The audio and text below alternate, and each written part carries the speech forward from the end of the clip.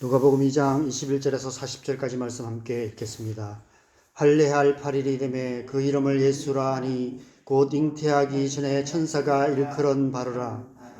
모세의 법대로 정결 예식의 날이 참에 아기를 데리고 예루살렘에 올라가니 이는 주의 율법에 쓴 바 첫 해에 처음 난 남자마다 주의 거룩한 자라 하리라 한 대로 아기를 주께 드리고 또 주의 율법에 말씀하신 대로 산비둘기 한 쌍이나 혹은 어린 집비둘기 둘로 제사하려 함이더라. 예루살렘에 시몬이라 하는 사람이 있으니 이 사람은 의롭고 경건하여 이스라엘의 위로를 기다리는 자라. 성령이 그 위에 계시더라. 그가 주의 그리스도를 보기 전에는 죽지 아니하리라는 성령의 지시를 받았더니 성령의 감동으로 성전에 들어가매 마침 부모가 율법의 관례대로 행하고자 하여 그 아기 예수를 데리고 오는지라. 시몬이 아기를 안고 하나님을 찬송하여 이르되 주제여 이제는 말씀하신 대로 종을 평안히 놓아 주시는도다. 내 눈이 주의 구원을 보았사오니 이는 만민 앞에 예비하신 것이요 이방을 비추는 빛이요 주의 백성 이스라엘의 영광이니이다 하니 그의 부모가 그에 대한 말들을 놀랍게 여기더라. 시몬이 그들에게 축복하고 그의 어머니 마리아에게 말하여 이르되 보라, 이는 이스라엘 중 많은 사람을 패하거나 흥하게 하며 비방을 받는 표적이 되기 위하여 세움을 받았고 또 칼이 네 마음을 찌르듯 하리니 이는 여러 사람의 마음의 생각을 드러내려 함이니라 하더라. 또 아셀 지파 바누엘의 딸 안나라 하는 선지자가 있어 나이가 매우 많았더라. 그가 결혼한 후 7해 동안 남편과 함께 살다가 과부가 되고 84세가 되었더라. 이 사람이 성전을 떠나지 아니하고 주야로 금식하며 기도함으로 섬기더니 마침 이때에 나와서 하나님께 감사하고 예루살렘의 속량을 바라는 모든 사람에게 그에 대하여 말하니라. 주의 율법을 따라 모든 일을 마치고 갈릴리로 돌아가 본 동네 나사렛에 이르니라. 아기가 자라며 강하여지고 지혜가 충만하며 하나님의 은혜가 그의 위에 있더라. 아멘. 어제 새벽 우리는 베들레헴의 허름한 마구간의 말구에 누이신 아기 예수님의 모습을 통해서 우리의 신앙생활의 배경화면에 대해서 함께 생각해 보았습니다. 우리는 돈과 권력이 횡포를 부리는 이 세상의 권세 아래 살아가고 있습니다. 자기를 사랑하며 돈을 사랑하며 쾌락 사랑하기를 하나님 사랑하는 것보다 더하는 세상입니다. 이런 세상 속에서 하나님의 백성으로 하나님의 백성답게 살아가는 것은 쉽지 않습니다. 우리의 신앙생활의 현실이 베들레헴의 허름한 마구간의 말구유처럼 비참하게 느껴질 때가 있습니다. 그럼에도 불구하고 우리는 이 세상 한가운데에 들어가 그 속에서 살아가야 합니다. 베들레헴 마구간 말구 위에 누이신 예수님께서 우리를 이 세상 속으로 부르셨기 때문입니다. 신앙생활은 내 의지대로 사는 삶이 아니라 하나님의 부르심을 따라 사는 삶입니다. 그래서 비록 말구유 같은 삶의 현실이라 할지라도 그 속으로 담대히 걸어 들어가 하나님을 영화롭게 하며 영원토록 그를 즐거워하는 삶을 살아가야 하는 것입니다. 그런 삶을 통해서 우리의 가정에, 우리의 직장에, 우리 사는 이 세상에 하나님의 나라를 이루어 가야 합니다. 어제 본문을 또 다른 관점에서 묵상하다가 문득 아기 예수께서 누우신 말구유가 우리 자신의 내면의 상태를 의미하는 것일 수도 있다는 생각이 들었습니다. 신앙생활은 말구유 같은 우리 안에 예수님을 모셔드리는 데서 시작되는 것입니다. 우리가 예수님을 믿을 때 사도 바울이 고린도후서 4장 7절에서 우리가 이 보배를 질그릇에 가졌다고 표현하듯이 말구유 같은 우리 안에 예수님께서 오셔서 거하시는 것입니다. 그런 적 이제 우리가 사는 것이 아니라 우리 안에 계신 그리스도께서 사시는 것입니다. 우리의 어떠함으로 사는 것이 아니라 우리 안에 역사하시는 성령의 은혜로 사는 것입니다. 그런 의미에서 어제 본문은 우리의 신앙생활의 시작에 대한 말씀이라 할 수도 있을 것 같습니다. 그렇다면 오늘 본문은 우리의 신앙생활에 어떤 의미가 있을까요? 오늘 본문에서는 다른 복음서에는 기록되지 않은 두 사람의 이야기가 기록되어 있습니다. 시므온과 안나 이야기입니다. 예수님의 부모 요셉과 마리아가 예수님의 정결 예식을 행하기 위해 예루살렘에 올라가 성전에 들어갔을 때 거기에서 시므온과 안나를 만나게 되었습니다. 오늘 본문에서 안나의 나이만 84세라고 밝히고 있는데 아마 시므온도 그 이상의 나이였을 것입니다. 25절 이후의 말씀을 보면 시므온은 의롭고 경건하여 이스라엘의 위로를 기다리는 자이며 성령이 그 위에 계셔서 그리스도를 보기 전에는 죽지 아니하려라는 성령의 지시를 받았다라고 말씀하고 있습니다. 그래서 그는 날마다 성전에 가서 그리스도가 오시기를 기다리고 있었던 것입니다. 그런데 27절에 성령의 감동으로 성전에 들어가 아기 예수로 오신 그리스도를 만나게 된 것입니다. 그는 그리스도께서 이처럼 어린 아기로 오실 것이라고는 생각지도 못했을 것입니다. 자기 품에 그리스도를 안는 영광을 얻게 될 것이라고는 꿈에도 생각지 못했을 것입니다. 아기 예수를 보는 순간 성령의 감동으로 그 아기가 그리스도이심을 알게 되었습니다. 그는 오랜 기다림 끝에 그리스도를 만났을 뿐 아니라 말구유 같은 그 품 안에 아기 예수로 오신 그리스도를 안고 하나님을 찬양하게 되었던 것입니다. 안나 역시 마찬가지였습니다. 그녀 역시도 시므온처럼 그리스도를 기다리는 자로 살아가고 있었습니다. 그녀의 삶은 초라한 말구유 같은 그런 삶이었습니다. 37절에 보면 젊어서 과부가 되었고 84세가 될 때까지 거의 60년 가까운 세월을 성전을 떠나지 아니하고 주야로 금식하며 기도함으로 섬겼고 마침내 아기 예수로 오신 그리스도를 만나게 되었던 것입니다. 왜 누가복음은 다른 복음서에 기록되지 않은 이 두 사람의 이야기를 의미 있게 기록하고 있을까요? 이 이야기가 우리에게 어떤 의미가 있을까요? 여러분, 우리는 100세 시대를 살아가고 있습니다. 그래서 노년기가 몇 살부터인지 정의하기가 쉽지 않습니다. 지금 현재 우리나라는 만 65세부터 노년기라고 정의하고 있습니다. 이 말씀을 들으시는 분들 가운데 노년기에 가깝거나 이미 노년기에 접어드신 분들도 계실 것입니다. 저도 이제 50대 끝자락이 되니까 슬슬 노년기를 생각하게 되는 것 같습니다. 가끔 나의 노년기는 어떤 모습일까라는 질문을 하게 됩니다. 오늘 본문에 이 두 사람의 모습을 보면서 저의 노년기도 이런 모습이었으면 좋겠다는 마음이 들었습니다.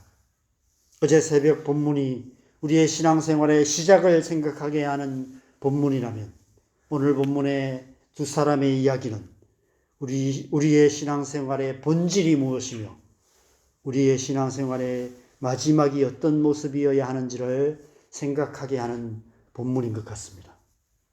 신앙생활은 기다리는 삶을 살아가는 것입니다.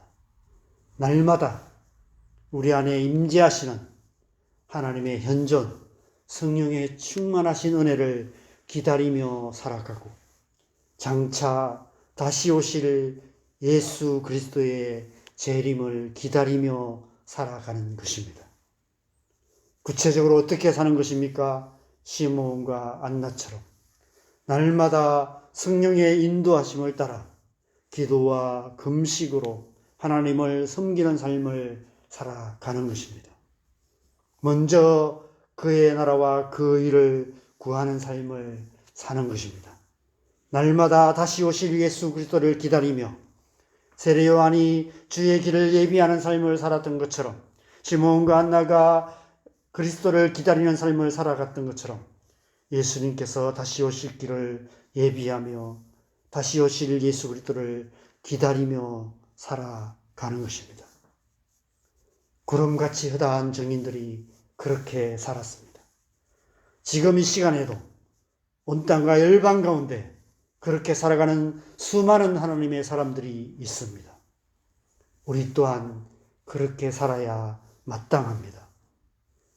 우리 앞서 그렇게 사셨던 위대한 하나님의 사람이었던 사도 바울은 그의 영적인 아들이었던 디모데에게 보내는 두 번째 편지에서 이렇게 담대하게 선포하고 있습니다.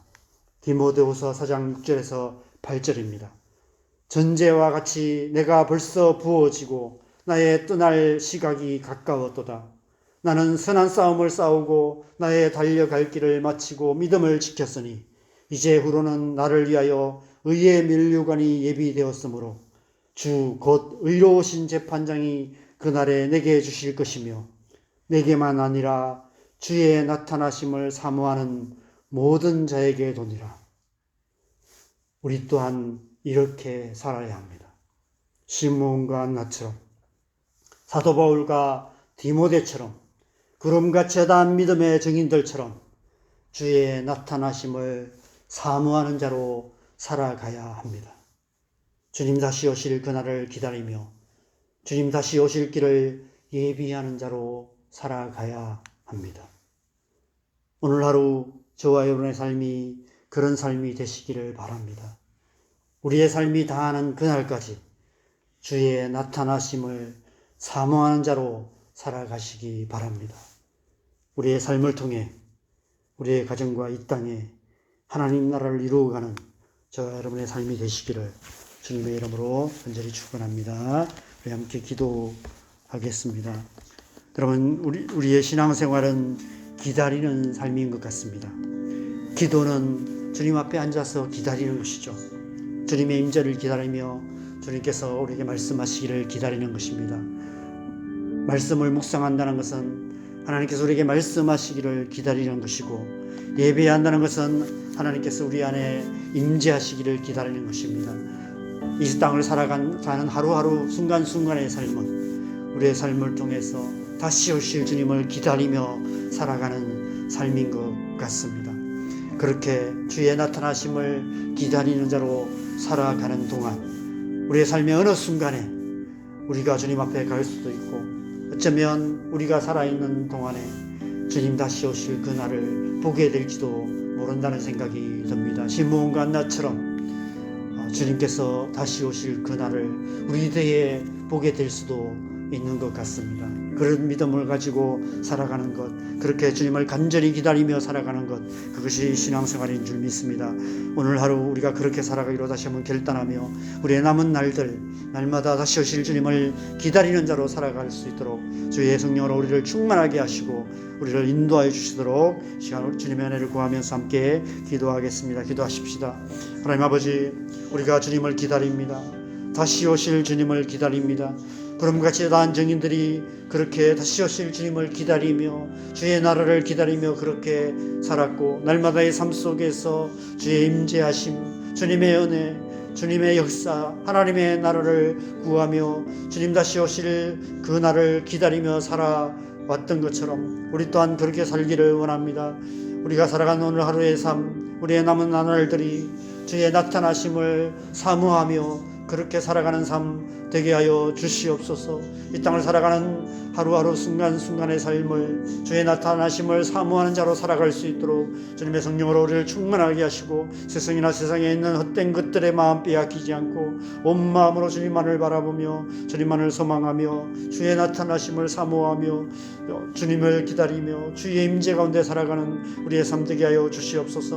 오늘 하루 우리의 삶이 주님 다시 오실 그날을 기다리며 주의 길을 예비하는 자로 살아갈 수 있도록 주님 역사하시고, 우리의 남은 날들 주님 그렇게 살아감으로 주님 앞에 주님 담대하게 나아가는 그런 우리의 삶 될 수 있도록 주님 역사하시고 은혜 베푸시고 함께하여 주시옵소서. 오늘 하루 우리의 삶의 모든 현장 가운데서도 주님을 기다리며 주의 임재 가운데 살아가는 복된 하루 되게 하여 주시옵소서. 이 새벽에도 우리가 세 가지 기도 제목을 위해서 기도하겠습니다. 우리의 가족과 우리의 자녀들을 위해서 기도하십시다. 하나님을 알지 못하는 가족들이 속히 주님 앞에 나와 구원의 역사가 우리 가정 가운데 일어날 수 있도록 기도하십시다. 우리의 자녀들 가운데 성령의 은혜를 부어주셔서 하나님의 사람으로서 하나님의 사람답게 살아가는 그런 역사가 속히 이루어질 수 있도록 우리 자원동에 속해 있는 모든 자녀들, 청년들 위해서 축복하면서 기도하겠습니다. 교회를 위해서 기도하십시다. 우리 교회 남산교회 이 땅에 있는 교회들 가운데 하나님의 영을 부어주셔서 성령으로 말미암는 부흥의 역사들이 일어날 수 있도록 기도하겠습니다. 이 나라와 이 민족 북한 땅을 위해서 하나님께서 붙들어 주시고 속히 하나님의 그 뜻이 이루어질 수 있도록 하나님의 공의의 손길이 흔들린 이 나라를 굳건하게 붙들어 주셔서 이 시대에 이 나라를 통해서 행하고자 하시는 하나님의 나라 역사를 이루어가는 그런 나라 되게 하여 주시옵소서. 우리 함께 기도하시고 자유롭게 기도하시다가 돌아가시면 되겠습니다. 기도하겠습니다. 하나님 아버지, 새벽에 우리가 우리의 가족들 또 우리의 자녀들을 위해서 기도합니다. 하나님, 우리의 가족들 가운데 아직 하나님을 알지 못하는 가족들이 주님 앞에 돌아오는 역사가 속히 일어나게 하여 주시옵소서. 우리가 우리의 부모님, 우리의 형제들 또 우리의 주님 가족들을 위해서 기도합니다. 하나님, 주님 앞에 주님의 구원의 역사가 우리의 가정 가운데 일어날 수 있도록 일하시고 함께하여 주시옵소서. 하나님, 우리의 자녀들을 불쌍히 여겨 주시옵소서. 우리의 자녀들이 약한 시대를 살아가고 있습니다. 하나님이 없다고 말하는 세상, 자기를 사랑하며 돈을 사랑하며 쾌락 사랑하기를 하나님이 사랑하는 보다도 하는 말세에 고통하는 시대를 살아가고 있습니다. 이러한 세상 속에서 하나님을 알고 하나님을 믿고 하나님의 말씀대로 살아가기가 참 쉽지 않은 그런 세상 한가운데 우리의 자녀들이 있습니다. 주님의 은혜가 필요합니다. 하나님의 은혜로 우리의 자녀들 가운데 주님 역사하여 주시옵소서. 성령을 부어 주시옵소서. 우리 자녀들에 속해 있는 모든 자녀들, 모든 청년들 한 사람 한 사람 가운데 하나님의 영을 부어 주셔서 성령의 은혜가 그들의 심령을 이끄셔서 하나님 앞에 나오게 하시고 하나님을 예배하게 하시고 하나님의 백성이라는 정체성을 잃지 않게 하시고 하나님의 백성으로서 하나님의 부르심을 따라서 하나님의 백성답게 주의 나타나심을 사모하는 자로 살아갈 수 있도록 주님 역사하시고 내베푸시고 함께하여 주시옵소서. 교회 안에 하나님의 영을 충만하게 부어주셔서 우리가 함께 예배하고 함께 기도하고 주님 앞에 나아갈 때에 하나님 나라를 보게 하시고 하나님 나라의 비밀을 깨닫게 하시고 주의 나라를 구하며 주님 다시 오실 그날을 사모하며 살아가는 하나님의 백성으로 살아갈 수 있도록 주님 역사하시고 교회 안에 다시 한번 성령의 역사하심으로 알미없는 부흥의 역사들이 일어날 수 있도록 일하시고 함께하여 주시옵소서. 이 나라의 민족이 정체적인 혼란 가운데 있습니다. 이런 때일수록 주님 하나님의 교회가 깨어서 기도해야 될 때인 줄 믿습니다. 하나님, 우리의 기도를 통해서 하나님께서 이 나라를 붙들고 계심을 믿습니다. 하나님께서 이 나라의 민족을 여전히 사랑하고 계심을 믿습니다.